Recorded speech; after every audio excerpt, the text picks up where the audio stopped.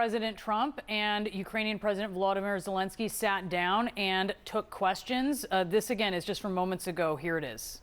Mr. President, do you think that NATO countries should shoot down Russian aircraft if they enter their airspace? Yes, I do. Mr. President, any update on your talks with President Putin, and do you still trust him? I'll let you know in about a month from now, okay? President Trump, your message are you to willing the... to provide Ukraine with the security guarantees the same way as European allies Well, do? that's later down the road. We'll be talking about that. Hopefully, we'll be in a position to talk about that a little bit later on. It's a little bit too early to answer. Why that do you question. think Mr. Putin is not Yeah, go willing ahead, to meet Vince. with both of you? President at the same Trump, your time? message to President Orban, who is refusing to stop buying Russian oil. Well, he's a friend of mine. I have not spoken to him, but I have a feeling if I did, he might stop, and I think I'll be doing that. Thank you. What progress do you think has been made on ending Russia's war against Ukraine since the last time you saw President Zelensky? Well, the biggest progress is that the Russian economy is terrible right now. It's, as you know, it's crashing. And that, frankly, Ukraine is doing a very good job of stopping this very large army. It's pretty amazing. You know, this is a war that should have ended in 3 days, 4 days. People said it was going to be very quick, and you got to hand it to the Ukrainian soldiers and everybody involved. It's still going on, and that's not a good thing for Russia. This was supposed to be quick, and so, you know, Russia doesn't look very distinguished, having taken 3.5 years now, right? It's about 3.5 years of very hard fighting, and it looks like it's not going to end for a long time. Mr. President, have you been briefed on the latest alleged drone incursion into Denmark? What do you think of that? And Where are they? Into Denmark, Copenhagen. Denmark is saying that there were some drones that shut down an airport, possibly Russian sabotage.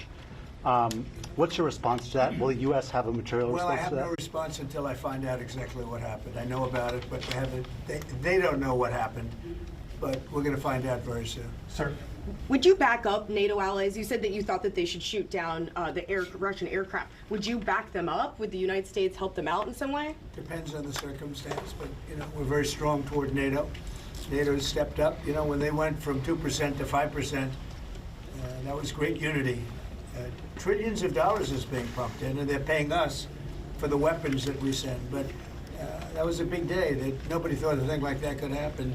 You had countries that weren't paying 2%, and now they're all paying 5%. That's a lot of money. It's a lot of weapons they're buying, and they're buying them from us. They're buying them from the U.S. You know, in the old days, Biden gave them everything, gave them $350 billion worth of money and weapons. It's a lot of money and a lot of weapons, and we got really not much for it.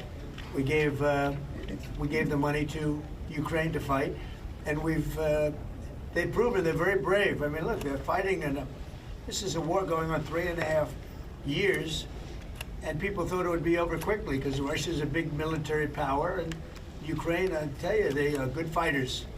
Got to hand it to them. They have a lot of courage, a lot of guts.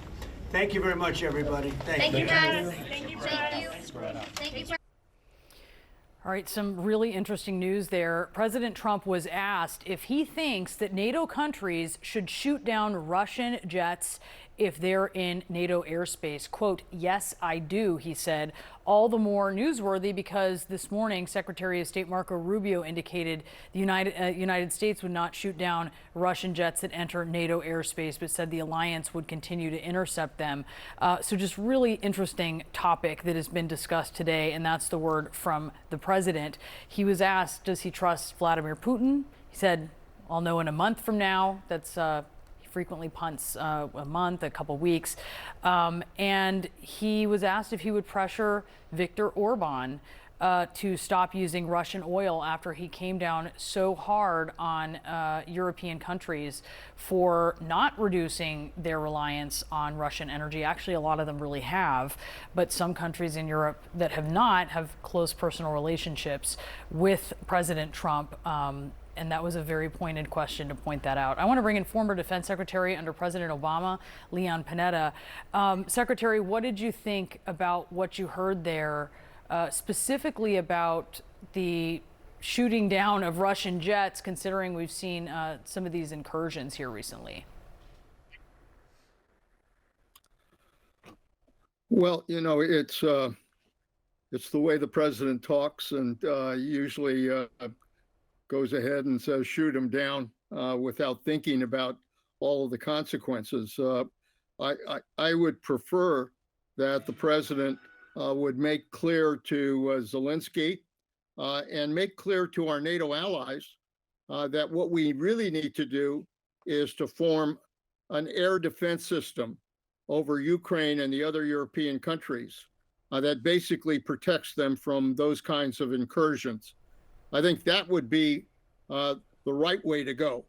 But obviously, at least hearing the president say what he said, the one thing I feel comfortable about is that he seems to be making clear that the United States is going to stand with Ukraine in its war against Russia. And that's an important point to make. When he was talking about, has he seen progress on ending the war? He's pointing to the Russian economy. What did you think about that?